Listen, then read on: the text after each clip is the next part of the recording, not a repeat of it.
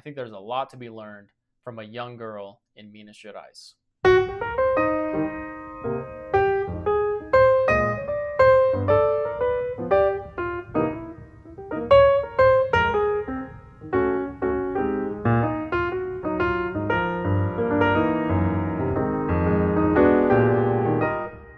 Hello everyone, welcome to Read the Right Thing Book Reviews. I'm your host Eric, thanks for tuning in. A comment from Book of Dust on one of my past videos recommended that I check out the Diary of Helena Morley, which is the young diary of a Brazilian girl translated by the poet Elizabeth Bishop. Thank you for the recommendation, I really enjoyed this one.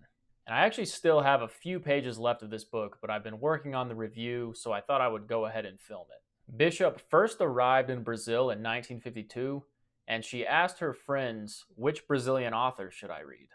Her friends recommended that she check out authors like Machado de Assis and Euclides da Cunha, but they also recommended a book called Minha vida de menina, which means My Life as a Little Girl. Bishop fell in love with this book so much that she would later decide to translate it. Helena Morley is actually just a pseudonym. The real woman's name is Alice Dayrell Caldera Brandt. She was the daughter of English immigrants, and her father worked in the mines.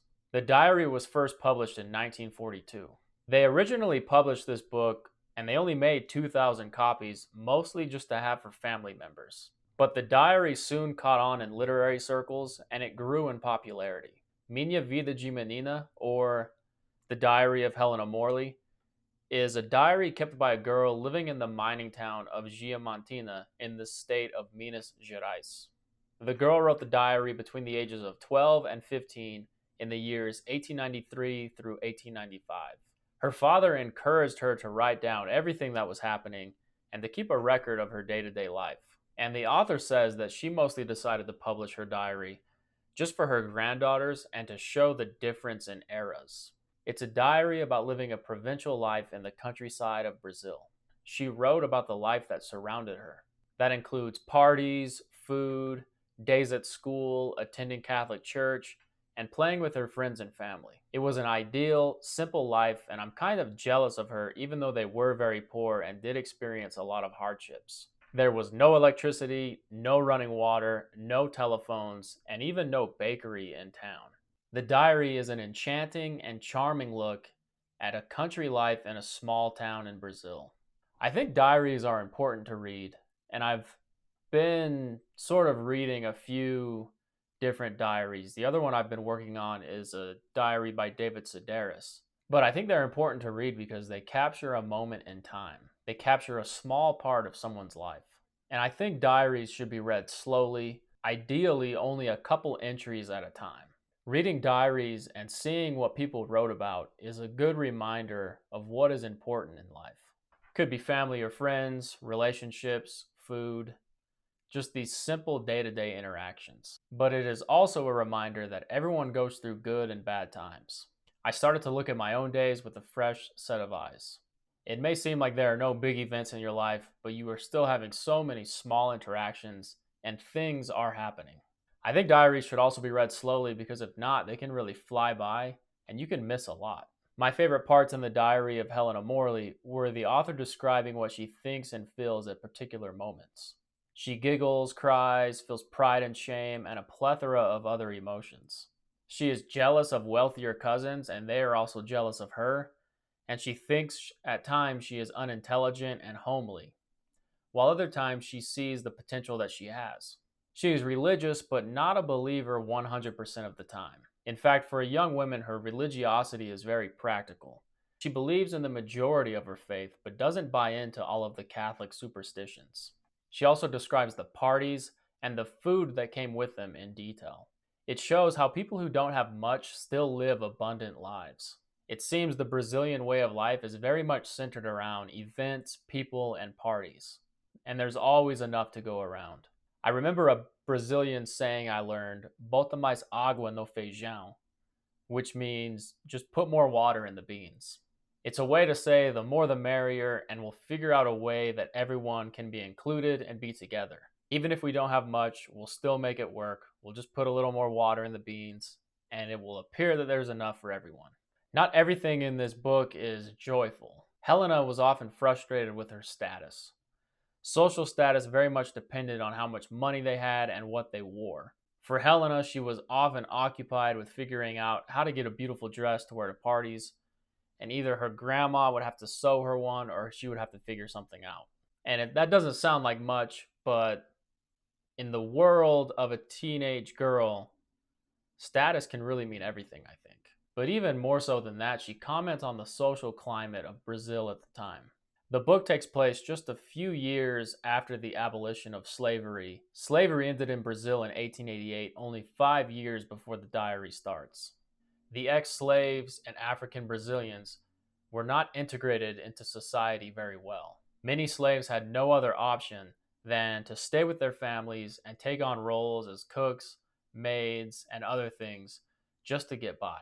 Morley does describe the way of life for ex-slaves in this book. I read somewhere that her book is one of, if not the earliest piece of literature to humanize and tell of the way of life for the ex-slave. She admires their parties and writes about how they sang songs and kept their own traditions. She also describes the relationships between white and black people in Diamantina. Morley will sometimes mention other cities in Brazil like Rio or Sao Paulo, some of the bigger, more well-known cities. She does hint that people from the country are seen as less than because of where they live. She mentions how a dentist came from Rio and was treating her sister, and how everything outside of Diamantina is considered better, especially if it comes from Rio.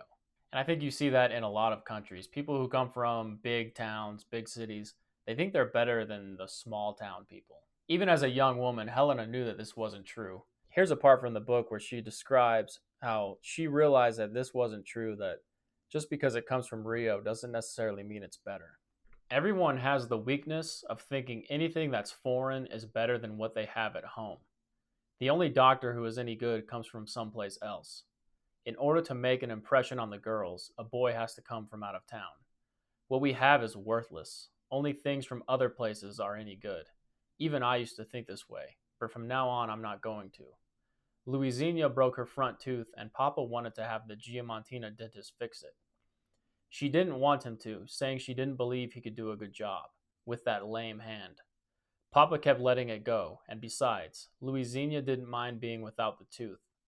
Then a very conceited mulatto, who said he was a good dentist, arrived in Diamantina. He gave himself such airs. Luizinha immediately wanted him to fix her tooth.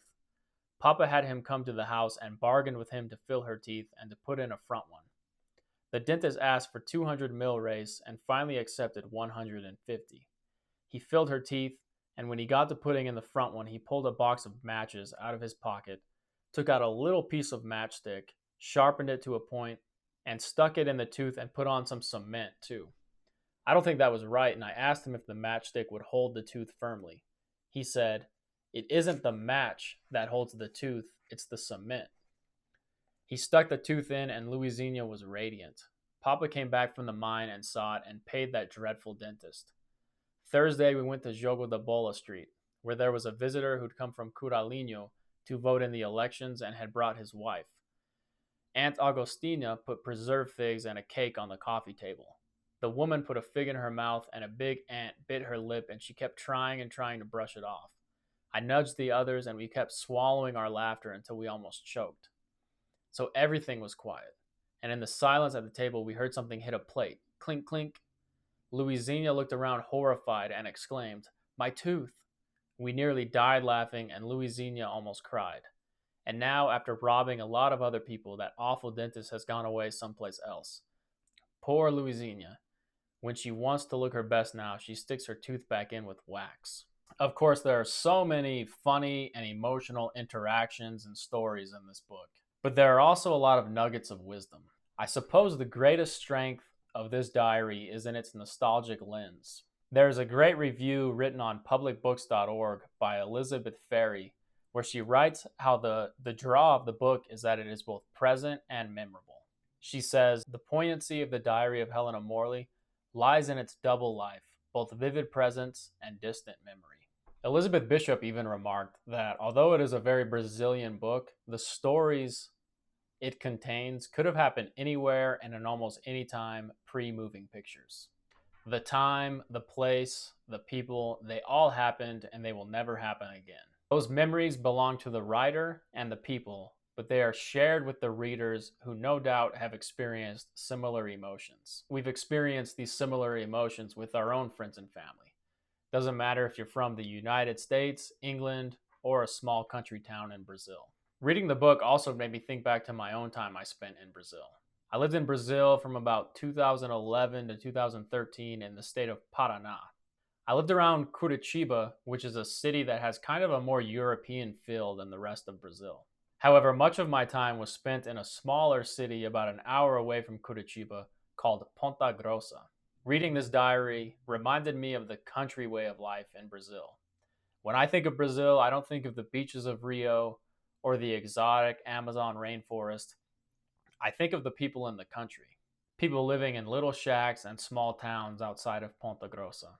I can never be a part of their lives and their town, but for a short while, those people welcomed me in and allowed me to be a spectator. It was a completely foreign, new, but exciting experience. And the people there, they didn't have to include me, but they always did. And I'm always grateful for that short time I got to spend in Ponta Grossa. Thankfully, this diary is also a similar experience. For a few years, I got to experience life through the eyes of a young girl in Diamantina.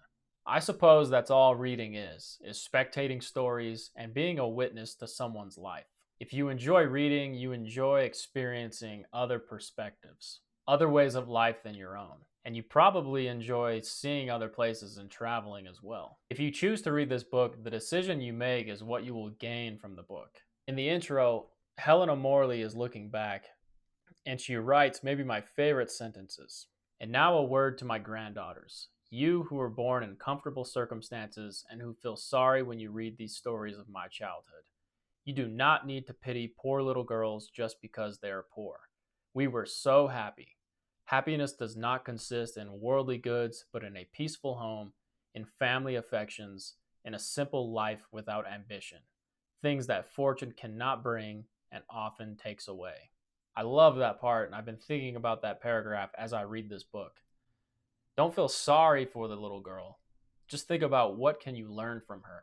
And I think there's a lot to be learned from a young girl in Minas Gerais. I hope you see this review, whoever recommended this book, and I want to thank you again for the book recommendation. Definitely was the right thing for me. And if you like Brazilian authors or reading diaries about different perspectives, then you should definitely check this book out too. So that was my review of the Diary of Helena Morley, translated by Elizabeth Bishop. I'm sure I missed something. There's so many other things to touch on, the comparisons of this book and other Brazilian literature. So if you've read this book, let me know what you thought about it in the comments. If you found this video helpful, please hit that like and subscribe button. Or if you know someone who might enjoy this video, please send it along to them. Once again, thanks for tuning in. And as always, read the right thing.